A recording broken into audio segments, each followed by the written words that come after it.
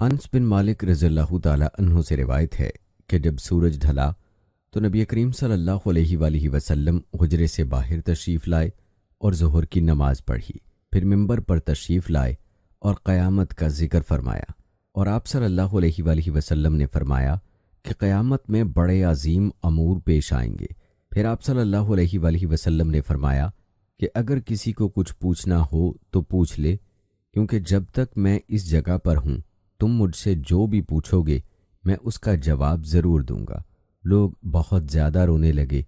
آپ صلی اللہ علیہ وآلہ وسلم برابر فرماتے جاتے تھے کہ جو کچھ پوچھنا ہو پوچھو۔ عبداللہ بن حذافہ سہمی کھڑے ہوئے اور دریافت کیا کہ نبی کریم صلی اللہ علیہ وآلہ وسلم میرے باپ کون ہیں؟ آپ صلی اللہ علیہ وآلہ وسلم نے فرمایا کہ تمہارے باپ حذافہ تھے۔ آپ صلی اللہ علیہ وآلہ وسلم اب بھی برابر فرما رہے تھے کہ پوچھو کیا پوچھتے ہو۔ اتنے میں عمر رضی اللہ تعالی عنہ ادب سے گھٹنوں کے بل بیٹھ گئے اور انہوں نے فرمایا کہ ہم اللہ تعالیٰ کے مالک ہونے، اسلام کے دین ہونے اور محمد صلی اللہ علیہ وآلہ وسلم کے نبی ہونے سے راضی اور خوش ہیں۔ پس اس گستاخی سے ہم باز آتے ہیں کہ آپ صلی اللہ علیہ وآلہ وسلم سے جا اور بے جا سوالات کریں۔ اس پر نبی کریم صلی اللہ علیہ وآلہ وسلم خاموش ہو گئے۔ پھر آپ صلی اللہ علیہ وآلہ وسلم نے فرمایا کہ ابھی ابھی میرے سامنے جنت اور جہنم اس دیوار کے کونے میں پیش کی گئی تھی، پس میں نے نہ ایسی کوئی عمدہ چیز دیکھی جیسی جنت تھی اور نہ کوئی ایسی بری چیز دیکھی جیسی دوزخ تھی۔ ابو المنہال کی روایت سے ابو برزہ یعنی فضلہ بن عبید رضی اللہ تعالی عنہ نے کہا کہ نبی کریم صلی اللہ علیہ وآلہ وسلم صبح کی نماز اس وقت پڑھتے تھے جب ہم اپنے پاس بیٹھے ہوئے شخص کو پہچان لیتے تھے۔ صبح کی نماز میں نبی کریم صلی اللہ علیہ وآلہ وسلم 60 سے 100 تک آیتیں پڑھتے، اور آپ صلی اللہ علیہ وآلہ وسلم ظہر اس وقت پڑھتے جب سورج ڈھل جاتا، اور عصر کی نماز اس وقت کہ ہم مدینہ منورہ کی آخری حد تک نماز پڑھنے کے بعد جاتے، لیکن سورج اب بھی تیز رہتا تھا۔ نماز مغرب کا انس رضی اللہ تعالی عنہ نے جو وقت بتایا تھا وہ مجھے یاد نہیں رہا، اور نبی کریم صلی اللہ علیہ وآلہ وسلم عشاء کی نماز کو تہائی رات تک دیر کرنے میں کوئی حرج نہیں سمجھتے تھے۔ پھر ابو المنہال نے کہا کہ آدھی رات تک مؤخر کرنے میں کوئی حرج نہیں سمجھتے تھے، اور معاذ نے کہا کہ شعبہ نے فرمایا کہ پھر میں دوبارہ ابو المنہال سے ملا تو انہوں نے فرمایا یا تہائی رات تک۔ انس بن مالک رضی اللہ تعالی عنہ نے فرمایا کہ جب ہم گرمیوں میں نبی کریم صلی اللہ علیہ وآلہ وسلم کے پیچھے ظہر کی نماز دوپہر دن میں پڑھتے تھے تو گرمی سے بچنے کے لیے کپڑوں پر سجدہ کیا کرتے تھے۔ ابن عباس رضی اللہ تعالی عنہ سے روایت ہے کہ نبی کریم صلی اللہ علیہ وآلہ وسلم نے مدینہ میں رہ کر 7 رکعات ایک ساتھ اور 8 رکعات ایک ساتھ پڑھیں، ظہر اور عصر کی 8 رکعات اور مغرب اور عشاء کی 7 رکعات۔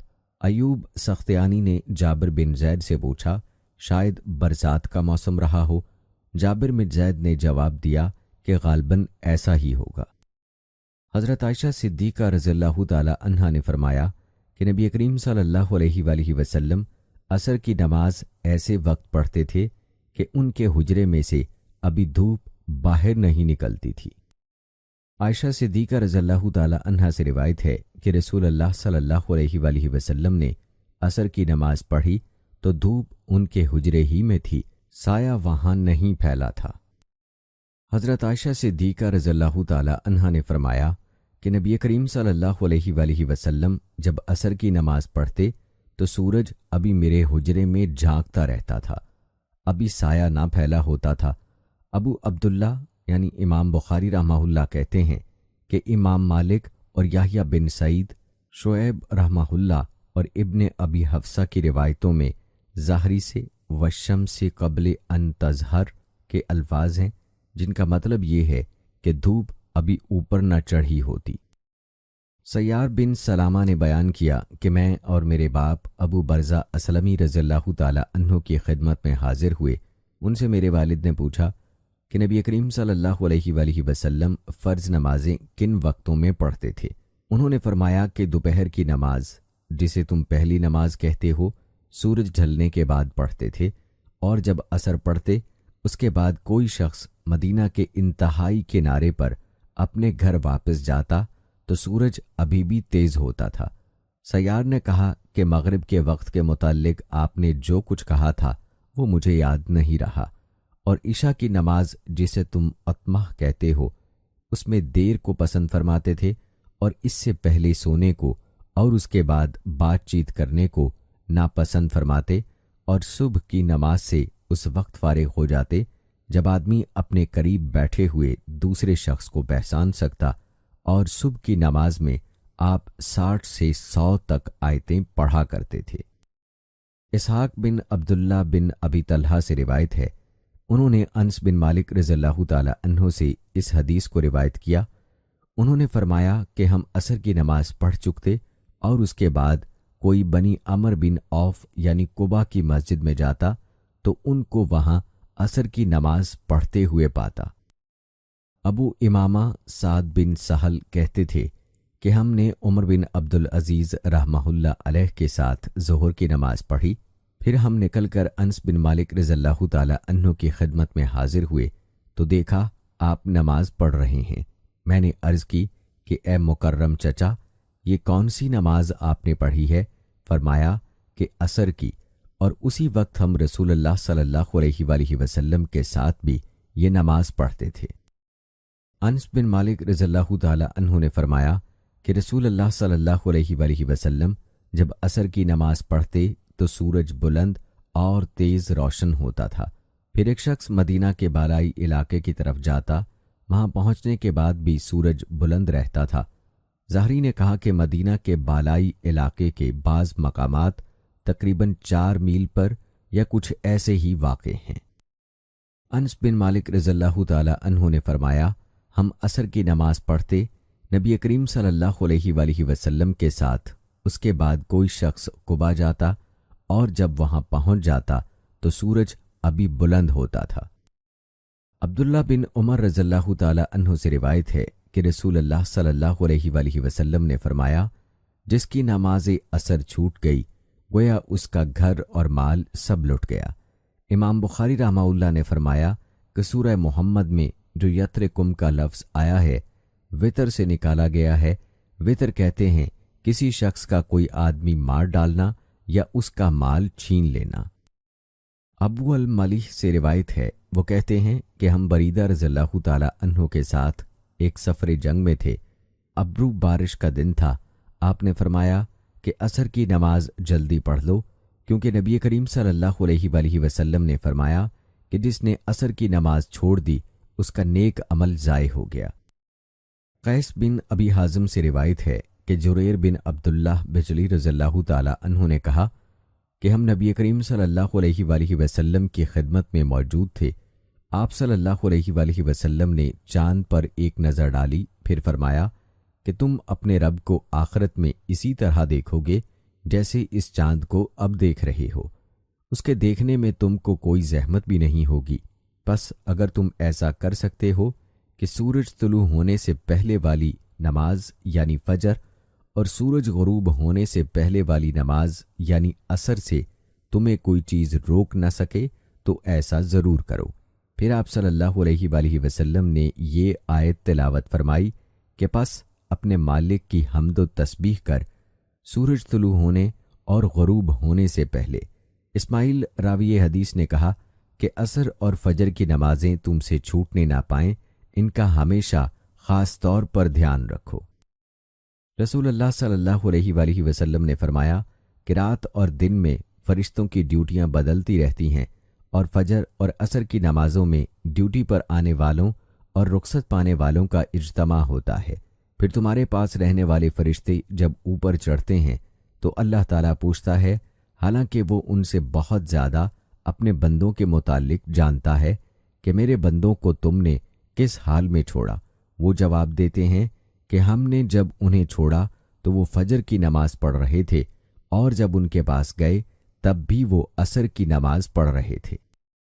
رسول اللہ صلی اللہ علیہ وآلہ وسلم نے فرمایا کہ اگر عصر کی نماز کی ایک رکعت بھی کوئی شخص سورج غروب ہونے سے پہلے پا سکا تو پوری نماز پڑھے، اس کی نماز ادا ہوئی نہ قضا۔ اسی طرح اگر سورج طلوع ہونے سے پہلے فجر کی نماز کی ایک رکعت بھی پا سکے تو پوری نماز پڑھے۔ سالم بن عبداللہ بن عمر رضی اللہ تعالی عنہ سے روایت ہے کہ ان کے باپ عبداللہ بن عمر رضی اللہ تعالی عنہ نے رسول اللہ صلی اللہ علیہ وآلہ وسلم سے سنا، آپ صلی اللہ علیہ وآلہ وسلم فرما رہے تھے کہ تم سے پہلے کی امتوں کے مقابلے میں تمہاری زندگی صرف اتنی ہے جتنا عصر سے سورج ڈوبنے تک کا وقت ہوتا ہے۔ تورات والوں کو تورات دی گئی تو انہوں نے اس پر صبح سے عمل کیا، آدھے دن تک، پھر وہ عاجز آ گئے، کام پورا نہ کر سکے۔ ان لوگوں کو ان کے عمل کا بدلہ ایک ایک قرات دیا گیا۔ پھر انجیل والوں کو انجیل دی گئی، انہوں نے آدھے دن سے عصر تک اس پر عمل کیا اور وہ بھی عاجز آ گئے، ان کو بھی ایک ایک قرات ان کے عمل کا بدلہ دیا گیا۔ پھر عصر کے وقت ہم کو قرآن ملا، ہم نے اس پر سورج کے غروب ہونے تک عمل کیا اور کام پورا کر دیا، ہمیں 2 قرات ثواب ملا۔ اس پر ان دونوں کتاب والوں نے کہا، اے ہمارے پروردگار، انہیں تو آپ نے 2 قرات دیے اور ہمیں صرف ایک قرات، حالانکہ عمل ہم نے ان سے زیادہ کیا۔ اللہ عز و جل نے فرمایا، تو کیا میں نے اجر دینے میں تم پر کچھ ظلم کیا؟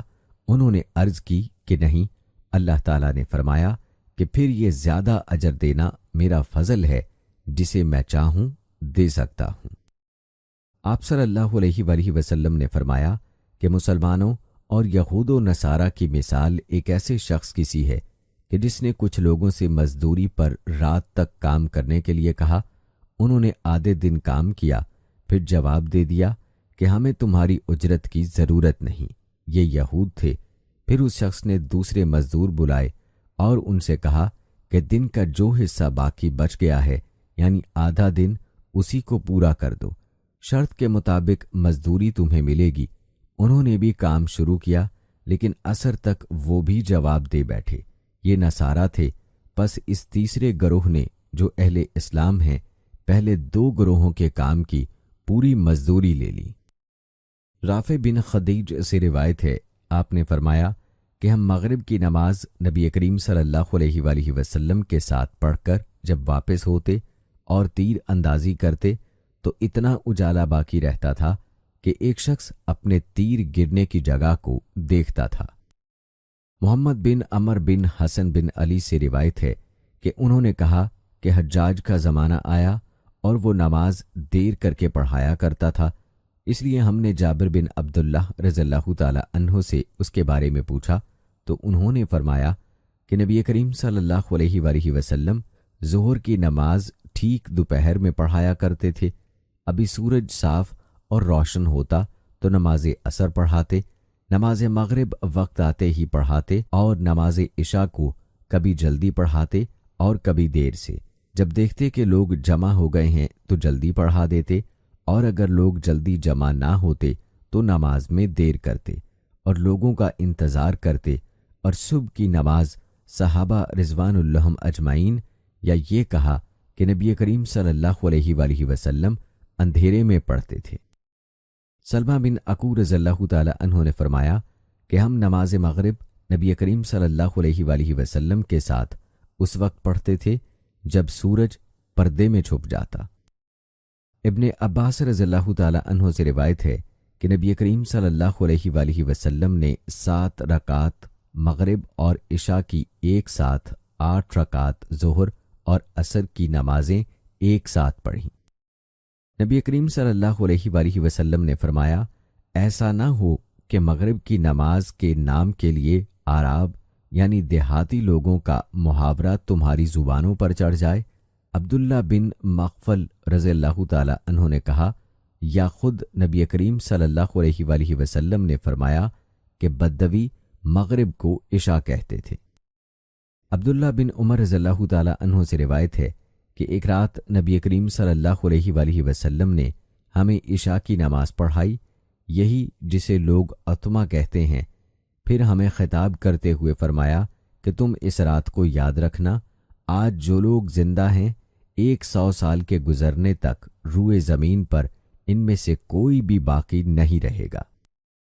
جابر بن عبداللہ رضی اللہ تعالی عنہ سے روایت ہے، نبی کریم صلی اللہ علیہ وآلہ وسلم کی نماز کے بارے میں دریافت کیا تو آپ نے فرمایا کہ آپ نماز ظہر دوپہر میں پڑھتے تھے، اور جب نماز عصر پڑھتے تو سورج صاف روشن ہوتا، مغرب کی نماز واجب ہوتے ہی ادا فرماتے، اور عشاء میں اگر لوگ جلدی جمع ہو جاتے تو جلدی پڑھ لیتے، اور اگر آنے والوں کی تعداد کم ہوتی تو دیر کرتے، اور صبح کی نماز منہ اندھیرے میں پڑھایا کرتے تھے۔ عائشہ صدیقہ رضی اللہ تعالی عنہا سے روایت ہے کہ ایک رات رسول اللہ صلی اللہ علیہ وآلہ وسلم نے عشاء کی نماز دیر سے پڑھی۔ یہ اسلام کے پھیلنے سے پہلے کا واقعہ ہے۔ آپ صلی اللہ علیہ وآلہ وسلم اس وقت تک باہر تشریف نہیں لائے جب تک عمر رضی اللہ تعالی عنہ نے یہ نہ فرمایا کہ عورتیں اور بچے سو گئے۔ بس آپ صلی اللہ علیہ وآلہ وسلم تشریف لائے اور فرمایا کہ تمہارے علاوہ دنیا میں کوئی بھی انسان اس نماز کا انتظار نہیں کرتا۔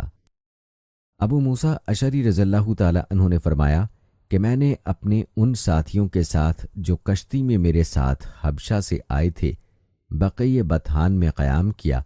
اس وقت نبی کریم صلی اللہ علیہ وآلہ وسلم مدینہ میں تشریف رکھتے تھے۔ ہم میں سے کوئی نہ کوئی عشاء کی نماز میں روزانہ باری مقرر کر کے نبی کریم صلی اللہ علیہ وآلہ وسلم کی خدمت میں حاضر ہوا کرتا تھا۔ اتفاق سے میں اور میرے ایک ساتھی ایک مرتبہ آپ صلی اللہ علیہ وآلہ وسلم کی خدمت میں حاضر ہوئے۔ آپ صلی اللہ علیہ وآلہ وسلم اپنے کسی کام میں مشغول تھے۔ کسی ملی معاملے میں آپ صلی اللہ علیہ وآلہ وسلم اور ابو بکر صدیق رضی اللہ تعالی عنہ گفتگو فرما رہے تھے، جس کی وجہ سے نماز میں دیر ہو گئی اور تقریباً آدھی رات گزر گئی۔ پھر نبی کریم صلی اللہ علیہ وآلہ وسلم تشریف لائے اور نماز پڑھائی۔ نماز پوری کر چکے تو حاضرین سے فرمایا کہ اپنی اپنی جگہ پر وقار کے ساتھ بیٹھے رہو اور ایک خوشخبری سنو۔ تمہارے سوا دنیا میں کوئی بھی ایسا آدمی نہیں جو اس وقت نماز پڑھتا ہو، یا آپ صلی اللہ علیہ وآلہ وسلم نے یہ فرمایا کہ تمہارے سوا اس وقت کسی امت نے بھی نماز نہیں پڑھی تھی۔ یہ یقین نہیں کہ آپ نے ان دو جملوں میں سے کون سا جملہ کہا تھا۔ پھر راوی نے کہا کہ ابو موسیٰ رضی اللہ تعالی عنہ نے فرمایا، پس ہم نبی کریم صلی اللہ علیہ وآلہ وسلم سے یہ سن کر بہت ہی خوش ہو کر لوٹے۔ ابو برزہ اسلمی رضی اللہ تعالی عنہ سے روایت ہے کہ رسول اللہ صلی اللہ علیہ وآلہ وسلم عشاء سے پہلے سونے اور اس کے بعد بات چیت کرنے کو ناپسند فرماتے تھے۔ ابن شہاب نے عروہ سے خبر دی کہ عائشہ رضی اللہ تعالی عنہا نے بتلایا کہ رسول اللہ صلی اللہ علیہ وآلہ وسلم نے ایک دفعہ عشاء کی نماز میں دیر فرمائی، یہاں تک کہ عمر رضی اللہ تعالی عنہ نے پکارا، نماز، عورتیں اور بچے سب سو گئے۔ تب آپ صلی اللہ علیہ وآلہ وسلم گھر سے باہر تشریف لائے۔ آپ صلی اللہ علیہ وآلہ وسلم نے فرمایا کہ روئے زمین پر تمہارے علاوہ اور کوئی اس نماز کا انتظار نہیں کرتا۔ راوی نے کہا اس وقت یہ نماز باجماعت مدینہ کے سوا اور کہیں نہیں پڑھی جاتی تھی۔ صحابہ اس نماز کو شام کی سرخی کے غائب ہونے کے بعد رات کے پہلے تہائی حصے تک کسی وقت بھی پڑھتے تھے۔ عبداللہ بن عمر رضی اللہ تعالی عنہ سے روایت ہے کہ رسول اللہ صلی اللہ علیہ وآلہ وسلم ایک رات کسی کام میں مشغول ہو گئے اور بہت دیر کی۔ ہم نماز کے انتظار میں بیٹھے ہوئے مسجد ہی میں سو گئے، پھر ہم بیدار ہوئے، پھر ہم سو گئے، پھر ہم بیدار ہوئے۔ پھر نبی کریم صلی اللہ علیہ وآلہ وسلم گھر سے باہر تشریف لائے اور فرمایا کہ دنیا کا کوئی شخص بھی تمہارے سوا اس نماز کا انتظار نہیں کرتا۔ اگر نیند کا غلبہ نہ ہوتا تو ابن عمر رضی اللہ تعالی عنہ عشاء کو پہلے پڑھنے یا بعد میں پڑھنے کو کوئی اہمیت نہیں دیتے تھے، کبھی نماز عشاء سے پہلے آپ سو بھی لیتے تھے۔ عبداللہ بن عباس رضی اللہ تعالی عنہ سے روایت ہے کہ نبی کریم صلی اللہ علیہ وآلہ وسلم نے ایک رات عشاء کی نماز میں دیر کی، جس کے نتیجے میں لوگ مسجد ہی میں سو گئے، پھر بیدار ہوئے، پھر سو گئے، پھر بیدار ہوئے۔ آخر میں عمر بن خطاب رضی اللہ تعالی عنہ اٹھے اور پکارا، نماز۔ عطا نے کہا کہ کہ ابن عباس رضی اللہ تعالی عنہ نے بتلایا کہ اس کے بعد نبی کریم صلی اللہ علیہ وآلہ وسلم گھر سے تشریف لائے۔ وہ منظر میری نگاہوں کے سامنے ہے جبکہ آپ صلی اللہ علیہ وآلہ وسلم کے سر مبارک سے پانی کے قطرے ٹپک رہے تھے اور آپ ہاتھ سر پر رکھے ہوئے تھے۔ آپ نے فرمایا کہ اگر میری امت کے لیے مشکل نہ ہو جاتی تو میں انہیں حکم دیتا کہ عشاء کی نماز کو اسی وقت پڑھیں۔ میں نے عطا سے مزید تحقیق چاہی کہ نبی کریم صلی اللہ علیہ وآلہ وسلم کے ہاتھ سر پر رکھنے کی کیفیت کیا تھی۔ ابن عباس رضی اللہ تعالی عنہ نے انہیں اس سلسلے میں کس طرح خبر دی تھی۔ اس پر عطا نے اپنے ہاتھ کی انگلیاں تھوڑی سی کھول دیں اور انہیں سر کے ایک کنارے پر رکھا، پھر انہیں ملا کر یوں سر پر پھیرنے لگے کہ ان کا انگوٹھا کان کے اس کنارے سے جو چہرے سے قریب ہے اور داڑھی سے جا لگا۔ نہ سستی کی اور نہ جلدی، بلکہ اس طرح کیا اور کہا کہ پھر نبی کریم صلی اللہ علیہ وآلہ وسلم نے فرمایا کہ اگر میری امت پر مشکل نہ گزرتی تو میں حکم دیتا کہ اس نماز کو اسی وقت پڑھا کریں۔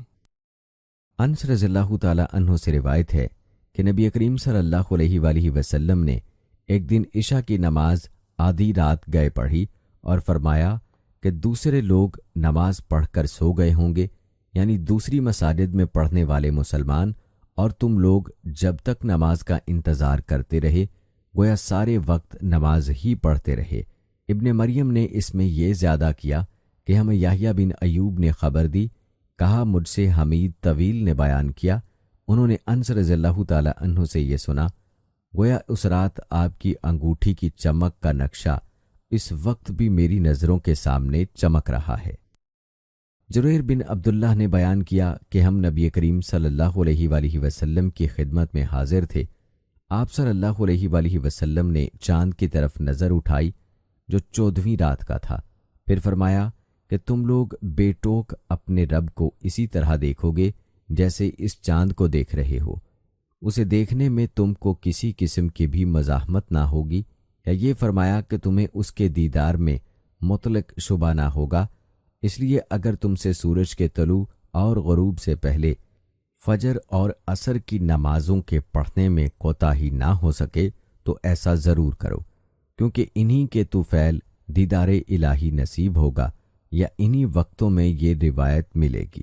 پھر آپ صلی اللہ علیہ وآلہ وسلم نے یہ آیت تلاوت فرمائی، پس اپنے رب کی حمد کی تسبیح پڑھ سورج کے نکلنے اور اس کے غروب ہونے سے پہلے۔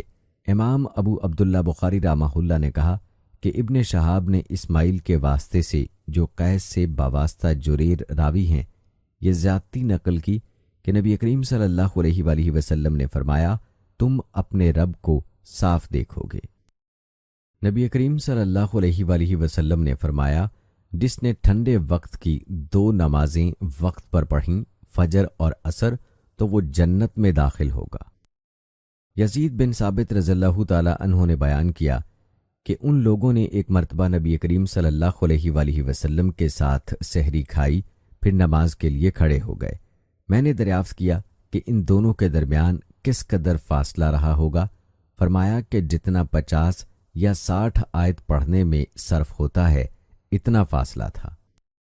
انس بن مالک رضی اللہ تعالی عنہ سے روایت ہے کہ نبی کریم صلی اللہ علیہ وآلہ وسلم اور زید بن ثابت رضی اللہ تعالی عنہ نے سحری کھائی، پھر جب وہ سحری کھا کر فارغ ہوئے تو نماز کے لیے اٹھے اور نماز پڑھی۔ ہم نے انس رضی اللہ تعالی عنہ سے پوچھا کہ آپ کی سحری سے فراغت اور نماز کی ابتدا میں کتنا فاصلہ تھا؟ انہوں نے فرمایا کہ اتنا ایک شخص 50 آیتیں پڑھ سکے۔ سہل بن سعد رضی اللہ تعالی عنہ صحابی نے فرمایا کہ میں اپنے گھر سحری کھاتا، پھر نبی کریم صلی اللہ علیہ وآلہ وسلم کے ساتھ نماز فجر پانے کے لیے مجھے جلدی کرنی پڑتی تھی۔ ام المومنین عائشہ رضی اللہ تعالی عنہا سے روایت ہے کہ مسلمان عورتیں رسول اللہ صلی اللہ علیہ وآلہ وسلم کے ساتھ نماز فجر پڑھنے چادروں میں لپٹ کر آتی تھیں، پھر نماز سے فارغ ہو کر جب اپنے گھروں کو واپس ہوتیں تو انہیں اندھیرے کی وجہ سے کوئی شخص پہچان نہیں سکتا تھا۔ رسول اللہ صلی اللہ علیہ وآلہ وسلم نے فرمایا کہ جس نے فجر کی 1 رکعت جماعت کے ساتھ سورج نکلنے سے پہلے پا لی اس نے فجر کی نماز باجماعت کا ثواب پا لیا، اور جس نے عصر کی 1 رکعت جماعت کے ساتھ سورج ڈوبنے سے پہلے پا لی، اس نے عصر کی نماز باجماعت کا ثواب پا لیا۔ رسول اللہ صلی اللہ علیہ وآلہ وسلم نے فرمایا کہ جس نے 1 رکعت نماز باجماعت پا لی، اس نے نماز باجماعت کا ثواب پا لیا۔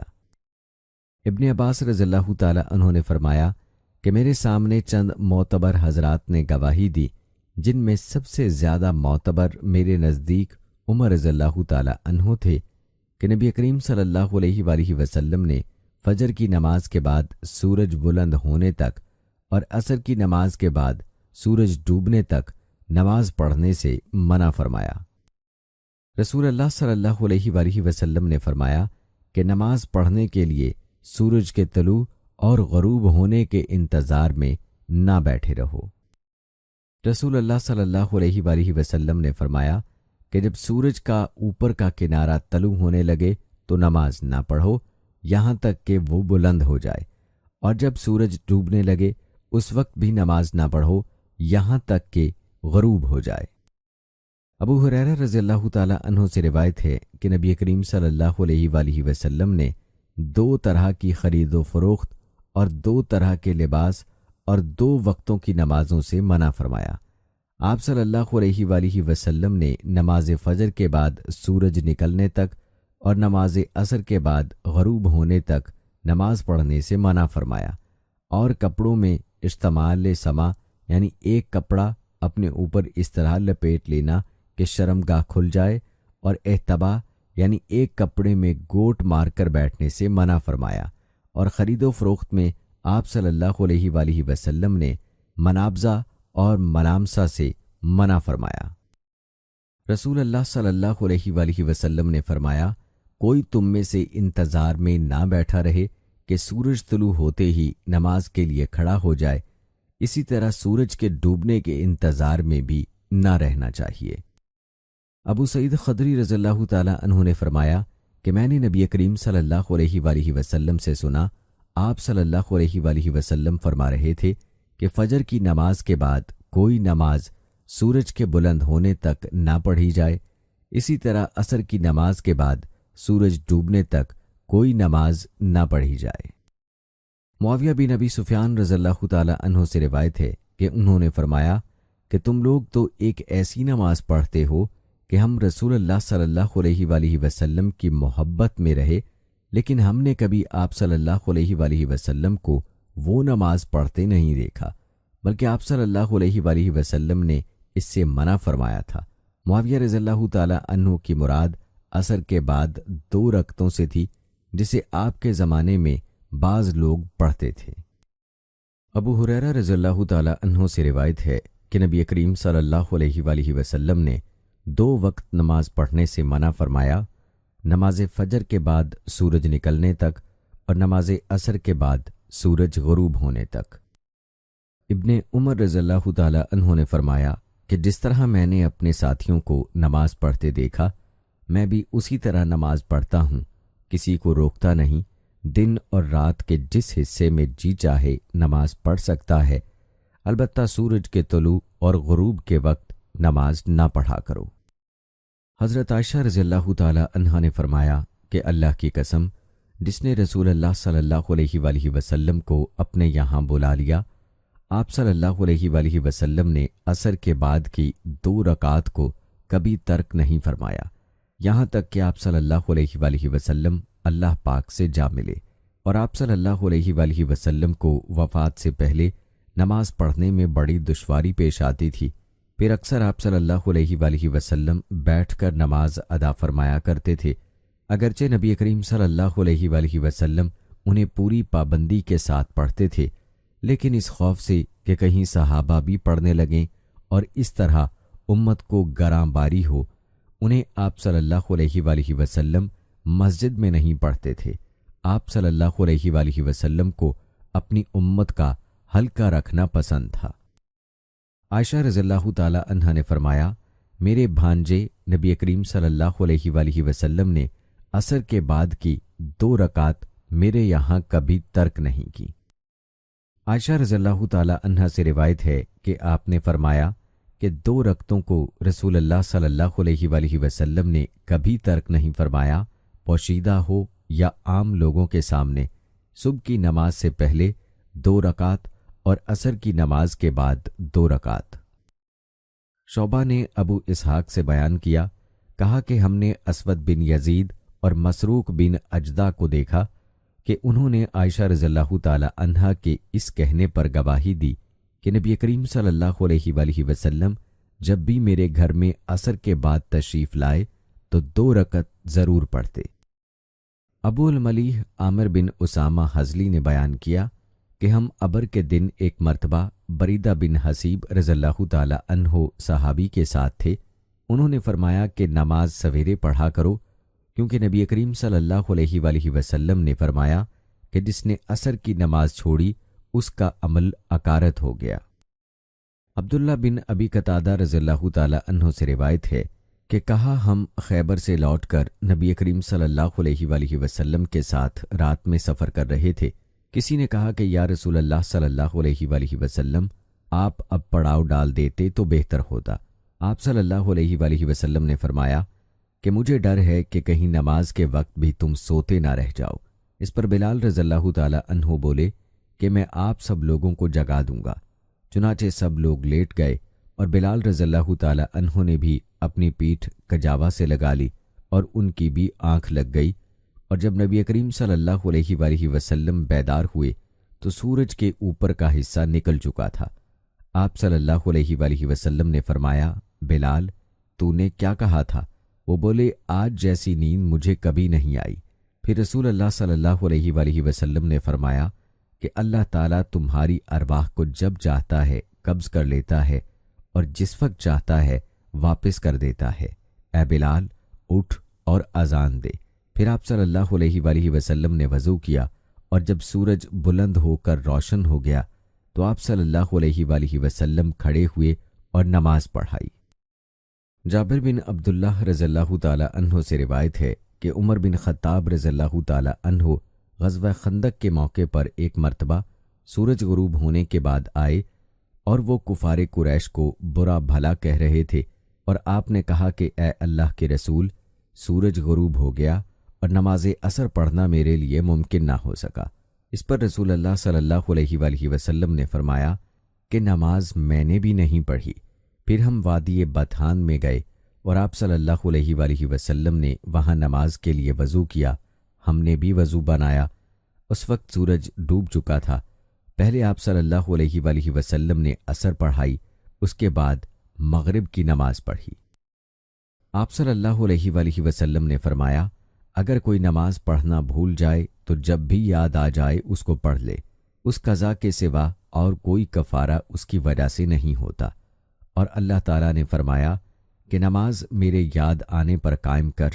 موسیٰ نے کہا کہ ہم سے حمام نے حدیث بیان کی کہ میں نے قتادہ رضی اللہ تعالی عنہ سے سنا، وہ یوں پڑھتے تھے، نماز پڑھی میری یاد کے لیے۔ جابر رضی اللہ تعالی عنہ نے فرمایا کہ عمر رضی اللہ تعالی عنہ غزوہ خندق کے موقع پر ایک دن کفار کو برا بھلا کہنے لگے۔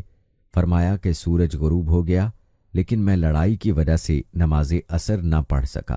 جابر رضی اللہ تعالی عنہ نے بیان کیا کہ پھر ہم وادی بطحان کی طرف گئے اور آپ صلی اللہ علیہ وآلہ وسلم نے عصر کی نماز غروب شمس کے بعد پڑھی، اس کے بعد مغرب پڑھی۔ ابو المنہال سیار بن سلامہ نے کہا کہ میں نے اپنے باپ سلامہ کے ساتھ ابو برزہ اسلمی رضی اللہ تعالی عنہ کی خدمت میں حاضر ہوا۔ ان سے میرے والد صاحب نے پوچھا کہ رسول اللہ صلی اللہ علیہ وآلہ وسلم فرض نمازیں کس طرح یعنی کن کن اوقات میں پڑھتے تھے، ہم سے اس کے بارے میں بیان فرمائیے۔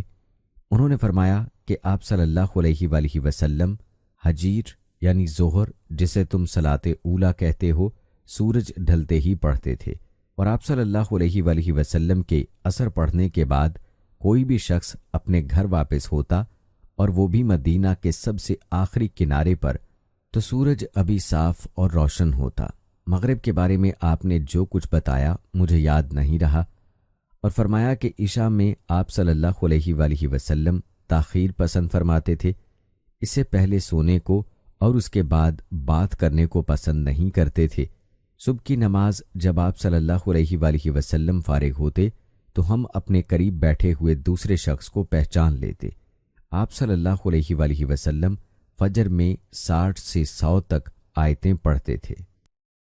قرہ بن خالد سدوسی سے روایت ہے کہ ایک دن حسن بصری رحمہ اللہ نے بڑی دیر کی اور ہم آپ کا انتظار کرتے رہے۔ جب ان کے اٹھنے کا وقت قریب ہو گیا تو آپ آئے اور بطور معذرت فرمایا کہ میرے ان پڑوسیوں نے مجھے بلا لیا تھا، اس لیے دیر ہو گئی۔ پھر بتلایا کہ انس بن مالک رضی اللہ تعالی عنہ نے کہا تھا کہ ہم ایک رات نبی کریم صلی اللہ علیہ وآلہ وسلم کا انتظار کرتے رہے۔ تقریباً آدھی رات ہو گئی تو آپ صلی اللہ علیہ وآلہ وسلم تشریف لائے، پھر ہمیں نماز پڑھائی، اس کے بعد خطبہ دیا۔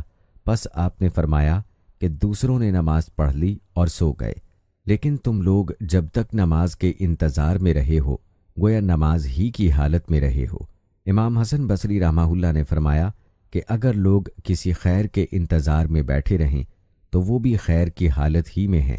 قرہ بن خالد نے کہا کہ حسن کا یہ قول بھی انس رضی اللہ تعالی عنہ کی حدیث کا ہے جو انہوں نے نبی کریم صلی اللہ علیہ وآلہ وسلم سے روایت کی ہے۔ عبداللہ بن عمر رضی اللہ تعالی عنہ نے فرمایا کہ نبی کریم صلی اللہ علیہ وآلہ وسلم نے عشاء کی نماز پڑھی۔ اپنی زندگی کے آخری زمانے میں سلام پھیرنے کے بعد آپ کھڑے ہوئے اور فرمایا کہ اس رات کے متعلق تمہیں کچھ معلوم ہے؟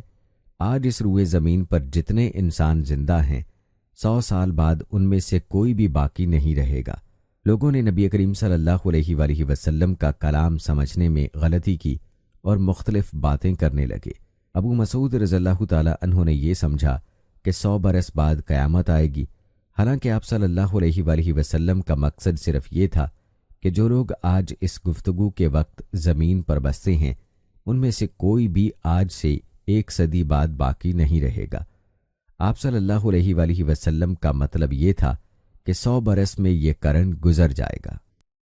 ابو عثمان نہدی نے عبد الرحمن بن ابی بکر رضی اللہ تعالی عنہ سے یہ حدیث بیان کی کہ اصحاب صفا نادار مسکین لوگ تھے اور نبی کریم صلی اللہ علیہ وآلہ وسلم نے فرمایا کہ جس کے گھر میں 2 آدمیوں کا کھانا ہو تو وہ تیسرے یعنی اصحاب صفا میں سے کسی کو اپنے ساتھ لیتا جائے، اور جس کے ہاں 4 آدمیوں کا کھانا ہے تو وہ 5ویں یا 6 آدمی کو سائبان والوں میں سے اپنے ساتھ لے جائے۔ پس ابو بکر رضی اللہ تعالی عنہ 3 آدمی اپنے ساتھ لائے اور نبی کریم صلی اللہ علیہ وآلہ وسلم 10 آدمیوں کو اپنے ساتھ لے گئے۔ عبد الرحمن بن ابی بکر رضی اللہ تعالی عنہ نے بیان کیا کہ گھر کے افراد میں اس وقت باپ، ماں اور میں تھا۔ ابو عثمان راوی کا بیان ہے کہ مجھے یاد نہیں کہ عبد الرحمن بن ابی بکر نے یہ کہا یا نہیں کہ میری بیوی اور ایک خادم جو میرے اور ابو بکر رضی اللہ تعالی عنہ دونوں کے گھر کے لیے تھا یہ بھی تھے۔ خیر، ابو بکر رضی اللہ تعالی عنہ نبی کریم صلی اللہ علیہ وآلہ وسلم کے یہاں ٹھہر گئے اور غالباً کھانا بھی وہیں کھایا۔ صورت یہ ہوئی کہ نماز عشاء تک وہیں رہے، پھر مسجد سے نبی کریم صلی اللہ علیہ وآلہ وسلم کے حجرہ مبارک میں آئے اور وہیں ٹھہرے رہے تاکہ نبی کریم صلی اللہ علیہ وآلہ وسلم نے بھی کھانا کھا لیا، اور رات کا ایک حصہ گزر جانے کے بعد جب اللہ تعالیٰ نے چاہا تو آپ گھر تشریف لائے تو ان کی بیوی ام رومان نے کہا کہ کیا بات پیش آئی کہ مہمانوں کی خبر بھی آپ نے نہ لی، یا یہ کہ مہمان کی خبر نہ لی؟ آپ نے پوچھا کیا تم نے ابھی انہیں رات کا کھانا نہیں کھلایا؟ ام رومان رضی اللہ تعالی عنہا نے کہا کہ میں کیا کروں، آپ کے آنے تک انہوں نے کھانے سے انکار کیا، کھانے کے لیے ان سے کہا گیا تھا لیکن وہ نہ مانے۔ عبد الرحمن بن ابی بکر رضی اللہ تعالی عنہ نے بیان کیا کہ میں ڈر کر چھپ گیا۔ ابو بکر رضی اللہ تعالی عنہ نے پکارا، اے غنصر یعنی او پاجی، آپ نے برا بھلا کہا اور کوسنے دیے، فرمایا کہ کھاؤ، تمہیں مبارک نہ ہو، اللہ کی قسم میں اس کھانے کو کبھی نہیں کھاؤں گا۔ آخر مہمانوں کو کھانا کھلایا گیا۔ عبد الرحمن رضی اللہ تعالی عنہ نے کہا، اللہ گواہ ہے کہ ہم ادھر ایک لقمہ لیتے تھے اور نیچے سے پہلے سے بھی زیادہ کھانا ہو جاتا تھا۔ بیان کیا کہ سب لوگ شکم سیر ہو گئے اور کھانا پہلے سے بھی زیادہ بچ گیا۔ ابو بکر رضی اللہ تعالی عنہ نے دیکھا تو کھانا پہلے ہی اتنا یا اس سے بھی زیادہ تھا۔ اپنی بیوی سے بولے، بنو فراس کی بہن، یہ کیا بات ہے؟ انہوں نے کہا کہ میری آنکھ کی ٹھنڈک کی قسم، یہ تو پہلے سے 3 گنا ہے۔ پھر ابو بکر رضی اللہ تعالی عنہ نے بھی وہ کھانا کھایا اور کہا کہ میرا قسم کھانا ایک شیطانی وسوسہ تھا۔ پھر ایک لقمہ اس میں سے کھایا اور نبی کریم صلی اللہ علیہ وآلہ وسلم کی خدمت میں بقیہ کھانا لے گئے اور آپ کی خدمت میں حاضر ہوئے۔ وہ صبح تک آپ کے پاس رکھا رہا۔ عبد الرحمن رضی اللہ تعالی عنہ نے کہا کہ ہم مسلمانوں کا ایک دوسرے قبیلے کے لوگوں سے معاہدہ تھا اور معاہدے کی مدت پوری ہو چکی تھی۔ اس قبیلے کا وفد معاہدہ سے متعلق بات چیت کرنے مدینہ میں آیا ہوا تھا۔ ہم نے ان میں سے 12 آدمی جدا کیے اور ہر ایک کے ساتھ کتنے آدمی تھے اللہ کو ہی معلوم ہے۔ ان سب نے ان میں سے کھایا۔ عبد الرحمن رضی اللہ تعالی عنہ نے کچھ ایسا ہی کہا۔ انس رضی اللہ تعالی عنہ سے روایت ہے کہ نماز کے وقت کے اعلان کے لیے لوگوں نے آگ اور ناقوس کا ذکر کیا، پھر یہود و نصارہ کا ذکر آ گیا۔ پھر بلال رضی اللہ تعالی عنہ کو یہ حکم ہوا کہ اذان کے کلمات 2 مرتبہ کہیں اور اقامت میں 1 مرتبہ۔ عبداللہ بن عمر رضی اللہ تعالی عنہ کہتے تھے کہ جب مسلمان ہجرت کر کے مدینہ پہنچے تو وقت مقرر کر کے نماز کے لیے آتے تھے، اس کے لیے اذان نہیں دی جاتی تھی۔ ایک دن اس بارے میں مشورہ ہوا، کسی نے کہا نصارہ کی طرح 1 گھنٹہ لے لیا جائے، اور کسی نے کہا کہ یہودیوں کی طرح نرسنگا یعنی بگل بنا لو، اس کو پھونک دیا کرو۔ لیکن عمر رضی اللہ تعالی عنہ نے فرمایا کہ کسی شخص کو کیوں نہ بھیج دیا جائے جو نماز کے لیے پکار دیا کرے۔ اس پر نبی کریم صلی اللہ علیہ وآلہ وسلم نے اسی رائے کو پسند فرمایا اور بلال رضی اللہ تعالی عنہ سے فرمایا کہ بلال اٹھ اور نماز کے لیے اذان دے۔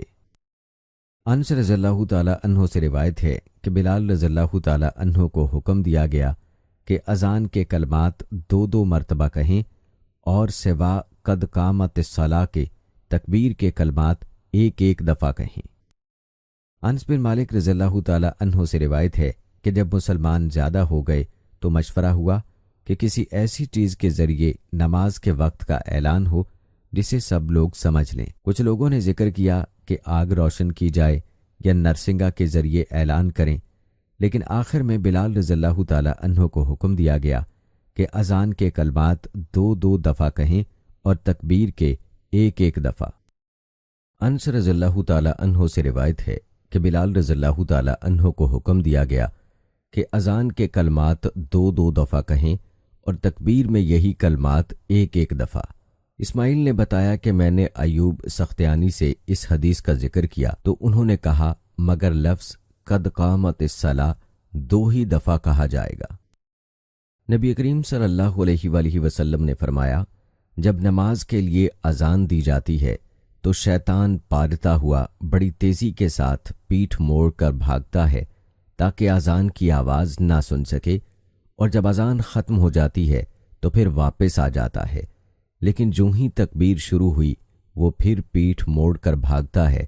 جب تکبیر بھی ختم ہو جاتی ہے تو شیطان دوبارہ آ جاتا ہے اور نمازی کے دل میں وسوسے ڈالتا ہے، کہتا ہے کہ فلاں بات یاد کر، فلاں بات یاد کر۔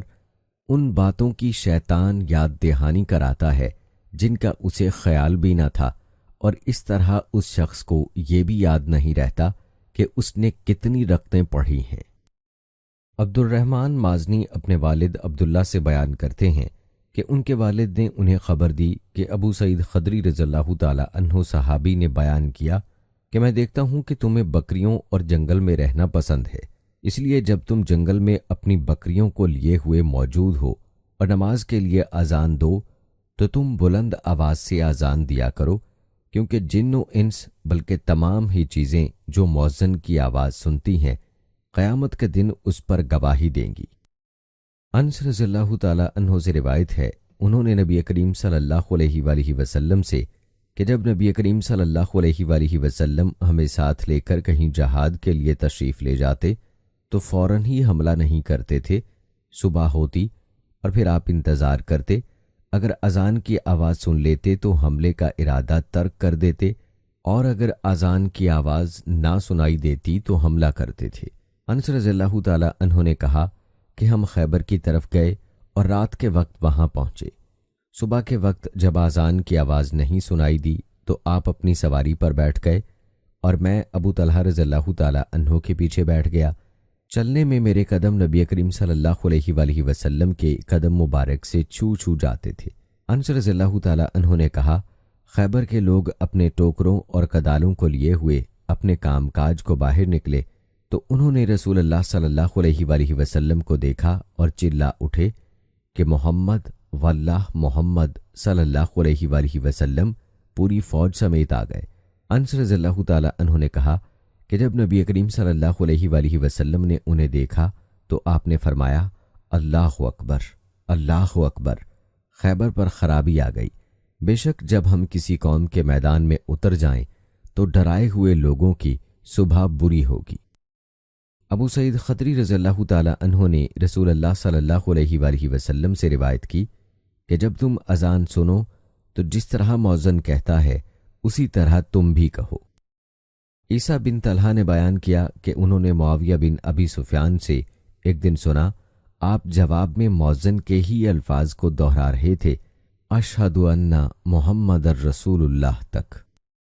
یحییٰ نے کہا کہ مجھ سے میرے بعض بھائیوں نے حدیث بیان کی کہ جب مؤذن نے حی علی الصلاۃ کہا تو معاویہ رضی اللہ تعالی عنہ نے لا حول ولا قوت الا باللہ کہا اور کہنے لگے کہ ہم نے نبی کریم صلی اللہ علیہ وآلہ وسلم سے ایسے ہی کہتے سنا ہے۔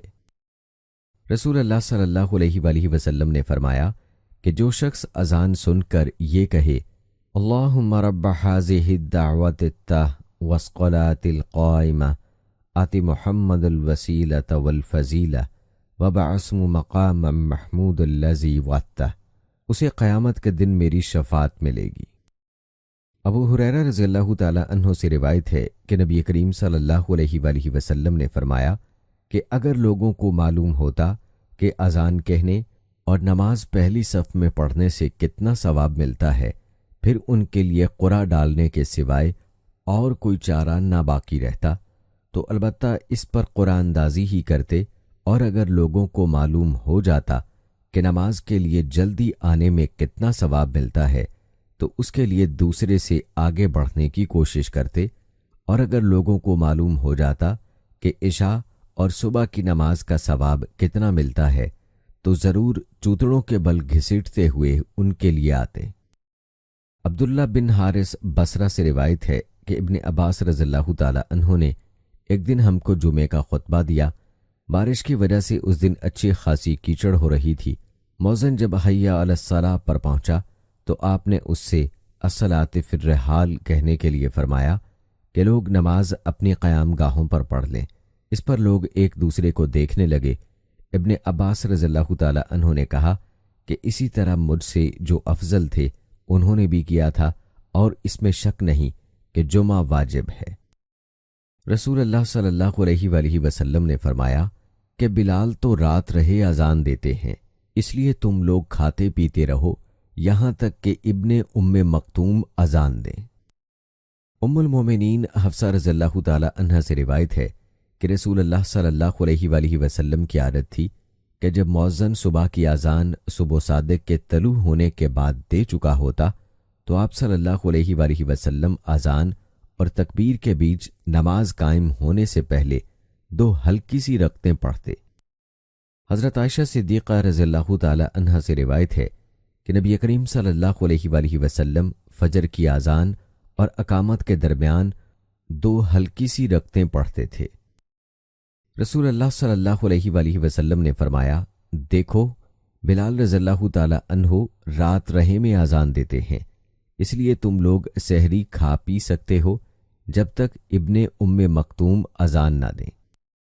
عبداللہ بن مسعود رضی اللہ تعالی عنہ سے روایت ہے کہ آپ صلی اللہ علیہ وآلہ وسلم نے فرمایا کہ بلال کی اذان تمہیں سحری کھانے سے نہ روک دے، کیونکہ وہ رات رہے سے اذان دیتے ہیں، یا یہ کہا کہ پکارتے ہیں، تاکہ جو لوگ عبادت کے لیے جاگے ہیں وہ آرام کرنے کے لیے لوٹ جائیں، اور جو ابھی سوئے ہوئے ہیں وہ ہوشیار ہو جائیں۔ کوئی یہ نہ سمجھ بیٹھے کہ فجر یا صبح صادق ہو گئی اور آپ نے اپنی انگلیوں کے اشارے سے طلوع صبح کی کیفیت بتائی، انگلیوں کو اوپر کی طرف اٹھایا اور پھر آہستہ سے انہیں نیچے لائے اور پھر فرمایا کہ اس طرح فجر ہوتی ہے۔ ظاہر راوی نے بھی شہادت کی انگلی ایک دوسری پر رکھی، پھر انہیں دائیں بائیں جانب پھیلا دیا۔ عائشہ صدیقہ رضی اللہ تعالی عنہا سے روایت ہے کہ رسول اللہ صلی اللہ علیہ وآلہ وسلم نے فرمایا، بلال رات رہے میں اذان دیتے ہیں، عبداللہ ابن ام مکتوم کی اذان تک تم سحری کھا پی سکتے ہو۔ عائشہ صدیقہ رضی اللہ تعالی عنہا سے روایت ہے کہ آپ صلی اللہ علیہ وآلہ وسلم نے فرمایا کہ بلال رات رہے میں اذان دیتے ہیں، عبداللہ ابن ام مکتوم کی اذان تک تم سحری کھا پی سکتے ہو۔ عبداللہ بن مغفل مزنی سے روایت ہے کہ رسول اللہ صلی اللہ علیہ وآلہ وسلم نے 3 مرتبہ فرمایا کہ ہر 2 اذان و اقامت کے درمیان ایک نماز کا فصل دوسری نماز سے ہونا چاہیے۔ تیسری مرتبہ فرمایا کہ جو شخص ایسا کرنا چاہے۔ انس بن مالک رضی اللہ تعالی عنہ سے روایت ہے کہ عہد رسالت میں جب مؤذن اذان دیتا تو نبی کریم صلی اللہ علیہ وآلہ وسلم کے صحابہ ستونوں کی طرف لپکتے۔ جب نبی کریم صلی اللہ علیہ وآلہ وسلم اپنے حجرے سے باہر تشریف لاتے تو لوگ اسی طرح نماز پڑھتے ہوئے ملتے۔ یہ جماعت مغرب سے پہلے کی 2 رکعتیں تھیں اور مغرب میں اذان اور تکبیر میں کوئی زیادہ فاصلہ نہیں ہوتا تھا، اور عثمان بن جبلہ اور ابو داؤد طیالسی نے شعبہ سے اس حدیث میں یوں نقل کیا ہے کہ اذان اور تکبیر میں بہت تھوڑا سا فاصلہ ہوتا تھا۔ ام المومنین عائشہ رضی اللہ تعالی عنہا نے فرمایا کہ جب مؤذن صبح کی دوسری اذان دیکھ کر چپ ہوتا تو رسول اللہ صلی اللہ علیہ وآلہ وسلم کھڑے ہوتے اور فرض سے پہلے 2 رکعت سنت فجر ہلکی بھلکی ادا کرتے۔ صبح صادق روشن ہو جانے کے بعد پھر داہنی کروٹ پر لیٹے رہتے، یہاں تک کہ مؤذن تکبیر کہنے کی اطلاع دینے کے لیے آپ صلی اللہ علیہ وآلہ وسلم کے پاس آتا۔ نبی کریم صلی اللہ علیہ وآلہ وسلم نے فرمایا کہ ہر 2 اذانوں یعنی اذان و تکبیر کے بیچ میں نماز ہے، ہر 2 اذانوں کے درمیان نماز ہے۔ پھر تیسری مرتبہ آپ صلی اللہ علیہ وآلہ وسلم نے فرمایا کہ اگر کوئی پڑھنا چاہے۔ ابو قلابہ نے مالک بن حویرث رضی اللہ تعالی عنہ سے روایت کیا ہے، کہا کہ میں نبی کریم صلی اللہ علیہ وآلہ وسلم کی خدمت میں اپنی قوم بنی لیس کے چند آدمیوں کے ساتھ حاضر ہوا، اور میں نے آپ صلی اللہ علیہ وآلہ وسلم کی خدمت شریف میں 20 راتوں تک قیام کیا۔ آپ صلی اللہ علیہ وآلہ وسلم بڑے رحم دل اور ملنسار تھے۔ جب آپ صلی اللہ علیہ وآلہ وسلم نے ہمارے اپنے گھر پہنچنے کا شوق محسوس کر لیا تو فرمایا کہ اب تم جا سکتے ہو، وہاں جا کر اپنی قوم کو دین سکھاؤ اور سفر میں نماز پڑھتے رہنا۔ جب نماز کا وقت آ جائے تو تم میں سے ایک شخص اذان دے اور جو تم میں سب سے بڑا ہو وہ امامت کرائے۔ ابو ذر غفاری رضی اللہ تعالی عنہ سے روایت ہے، کہتے ہیں کہ ہم نبی کریم صلی اللہ علیہ وآلہ وسلم کے ساتھ ایک سفر میں تھے۔ مؤذن نے اذان دینی چاہی تو آپ صلی اللہ علیہ وآلہ وسلم نے فرمایا ٹھنڈا ہونے دے۔ پھر مؤذن نے اذان دینی چاہی تو آپ صلی اللہ علیہ وآلہ وسلم نے پھر یہی فرمایا کہ ٹھنڈا ہونے دے، یہاں تک کہ سایہ ٹیلوں کے برابر ہو گیا۔ نبی کریم صلی اللہ علیہ وآلہ وسلم نے فرمایا کہ گرمی کی شدت دوزخ کی بھاپ سے پیدا ہوتی ہے۔ مالک بن حویرث سے روایت ہے کہ 2 شخص نبی کریم صلی اللہ علیہ وآلہ وسلم کی خدمت میں آئے، یہ کسی سفر میں جانے والے تھے۔ آپ صلی اللہ علیہ وآلہ وسلم نے ان سے فرمایا کہ دیکھو، جب تم سفر میں نکلو تو نماز کے وقت راستے میں اذان دینا، پھر اقامت کہنا، پھر جو شخص تم میں عمر میں بڑا ہو نماز پڑھائے۔ مالک بن حویرث نے بیان کیا، کہا کہ ہم نبی کریم صلی اللہ علیہ وآلہ وسلم کی خدمت اقدس میں حاضر ہوئے، ہم عمر اور نوجوان ہی تھے۔ آپ صلی اللہ علیہ وآلہ وسلم کی خدمت مبارک میں ہمارا 20 دن رات قیام رہا۔ آپ صلی اللہ علیہ وآلہ وسلم بڑے ہی رحم دل اور ملنسار تھے۔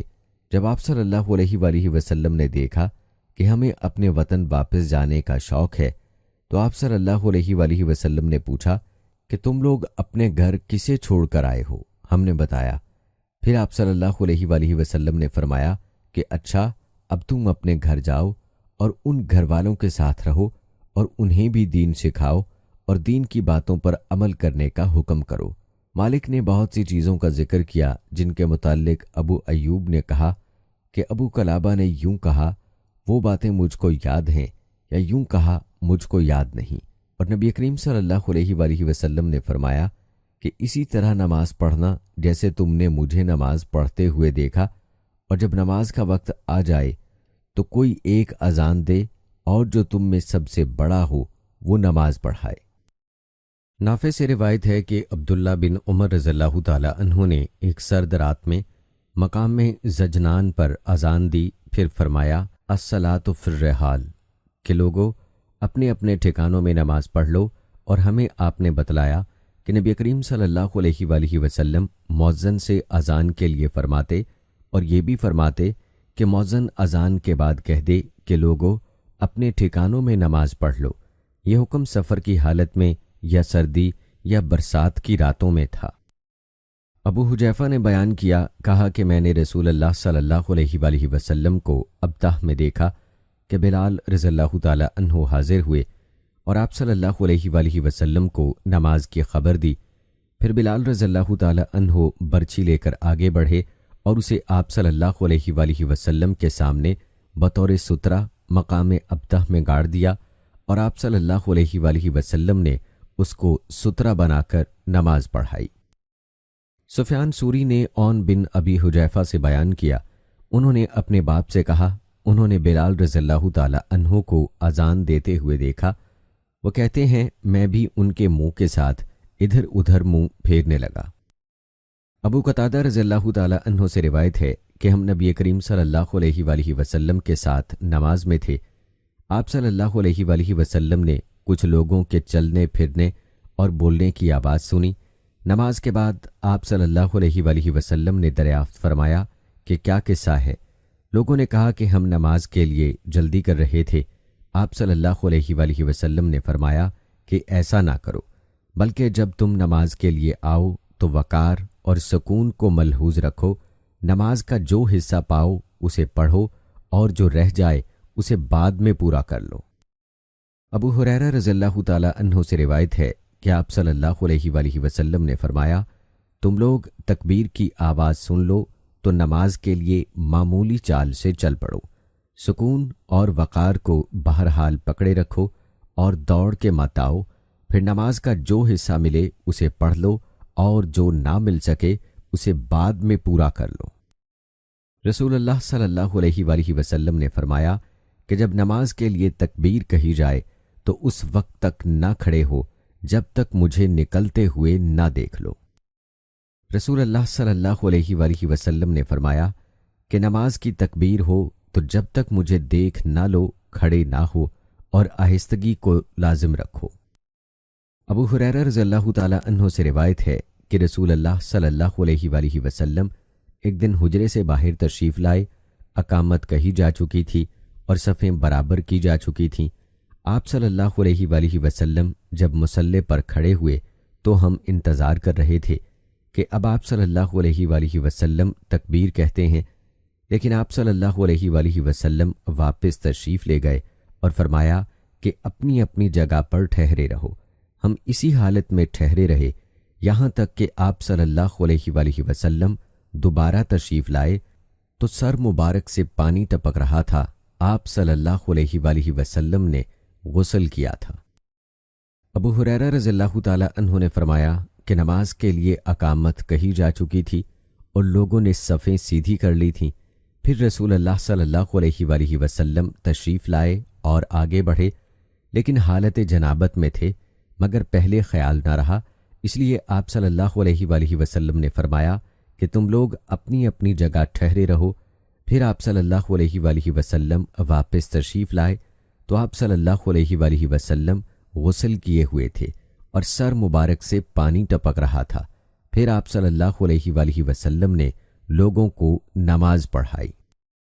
جابر بن عبداللہ انصاری رضی اللہ تعالی عنہ سے روایت ہے کہ نبی کریم صلی اللہ علیہ وآلہ وسلم کی خدمت میں عمر بن خطاب رضی اللہ تعالی عنہ غزوہ خندق کے دن حاضر ہوئے اور عرض کی، یا رسول اللہ صلی اللہ علیہ وآلہ وسلم، قسم اللہ کی، سورج غروب ہونے کو ہی تھا کہ میں اب عصر کی نماز پڑھ سکا ہوں۔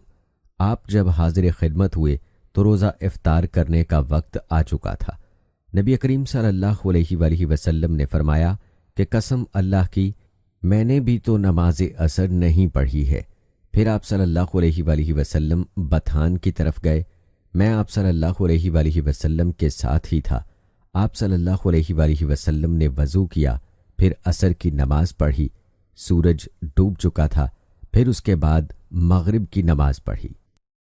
انس رضی اللہ تعالی عنہ سے روایت ہے کہ نماز کے لیے تکبیر ہو چکی تھی اور نبی کریم صلی اللہ علیہ وآلہ وسلم کسی شخص سے مسجد کے ایک گوشے میں چپکے کان میں باتیں کر رہے تھے۔ پھر آپ صلی اللہ علیہ وآلہ وسلم نماز کے لیے جب تشریف لائے تو لوگ سو رہے تھے۔ حمید طویل نے بیان کیا کہ میں نے ثابت بنانی سے ایک شخص کے متعلق مسئلہ دریافت کیا جو نماز کے لیے تکبیر ہونے کے بعد گفتگو کرتا رہے۔ اس پر انہوں نے انس بن مالک رضی اللہ تعالی عنہ سے بیان کیا کہ انہوں نے فرمایا کہ تکبیر ہو چکی تھی، اتنے میں ایک شخص نبی کریم صلی اللہ علیہ وآلہ وسلم سے راستے میں ملا اور آپ صلی اللہ علیہ وآلہ وسلم کو نماز کے لیے تکبیر کہی جانے کے بعد بھی روکے رکھا۔ ابو ہریرہ رضی اللہ تعالی عنہ سے روایت ہے کہ رسول اللہ صلی اللہ علیہ وآلہ وسلم نے فرمایا، اس ذات کی قسم جس کے ہاتھ میں میری جان ہے، میں نے ارادہ کر لیا تھا کہ لکڑیوں کے جمع کرنے کا حکم دوں، پھر نماز کے لیے کہوں، اس کے لیے اذان دی جائے، پھر کسی شخص سے کہوں کہ وہ امامت کرے اور میں ان لوگوں کی طرف جاؤں جو نماز با جماعت میں حاضر نہیں ہوتے، پھر انہیں ان کے گھروں سمیت جلا دوں۔ اس ذات کی قسم جس کے ہاتھ میں میری جان ہے، اگر یہ جماعت میں نہ شریک ہونے والے لوگ اتنی بات جان لیں کہ انہیں مسجد میں ایک اچھے قسم کی گوشت والی ہڈی مل جائے گی یا 2 عمدہ کھر ہی مل جائیں گے تو یہ عشاء کی جماعت کے لیے مسجد میں ضرور جائیں گے۔ رسول اللہ صلی اللہ علیہ وآلہ وسلم نے فرمایا کہ جماعت کے ساتھ نماز اکیلے نماز پڑھنے سے 27 درجے زیادہ فضیلت رکھتی ہے۔